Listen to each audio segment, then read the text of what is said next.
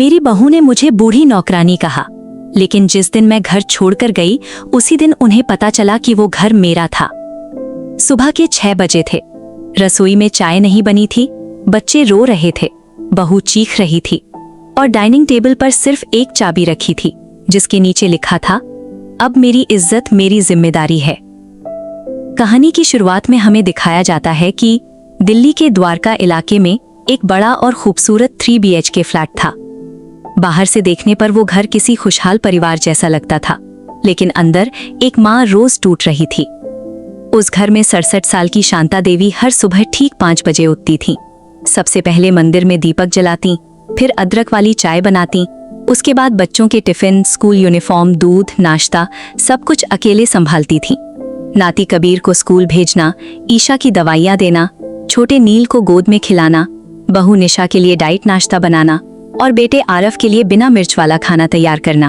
उनकी पूरी सुबह दूसरों के लिए गुजर जाती थी, लेकिन उसी घर में उन्हें कभी सम्मान नहीं मिला। बहू निशा अक्सर कहती, मम्मी जी आप करती ही क्या हैं, बस घर में बैठी रहती हैं। ये शब्द सुनकर शांता देवी मुस्कुरा तो देती थीं, लेकिन अंदर से हर दिन थोड़ा और टूट जाती थीं। सबसे ज्यादा दर्द उन्हें बहू की बातों से नहीं, बल्कि अपने बेटे आरव की खामोशी से होता था, क्योंकि आरव सब सुनता था, सब देखता था, लेकिन कभी अपनी माँ के लिए खड़ा नहीं हुआ। फिर एक दिन वो हुआ जिसने शांता देवी का दिल पूरी तरह तोड़ दिया। रात को निशा की कुछ सहेलियां घर आई थीं। सब लोग हंस रहे थे, मोबाइल पर रीलें देख रहे थे, महंगे कपड़ों और ऑफिस की बातें चल रही थीं। उधर शांता देवी हाथ में चाय की ट्रे लिए सबको सर्व कर रही थीं। नील उनकी साड़ी पकड़कर रो रहा था, कबीर होमवर्क दिखा रहा था और ईशा बुखार में तप रही थी। तभी एक सहेली ने पूछा, आंटी जी आपकी मम्मी है?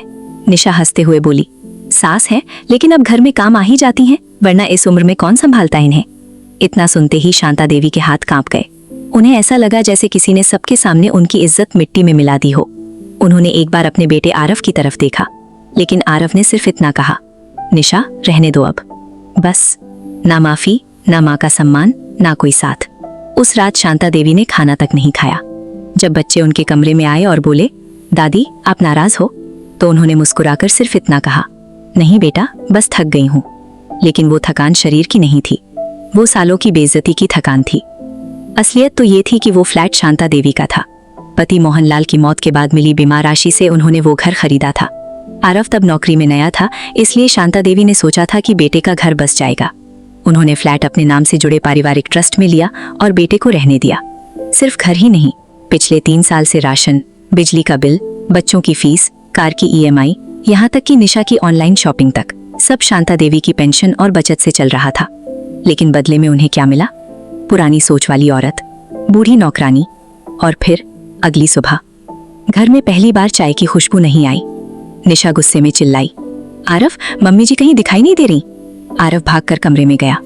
अलमारी खाली थी, भगवान की छोटी मूर्ति नहीं थी, दवाइयाँ गायब थीं और उनका पुराना स्टील वाला संदूक भी नहीं था। डाइनिंग टेबल पर सिर्फ एक चाबी रखी थी और उसके नीचे एक छोटी सी पर्ची, अब मेरी इज्जत मेरी जिम्मेदारी है। उधर शांता देवी पुरानी दिल्ली के एक शांत गेस्ट हाउस में बैठी थी।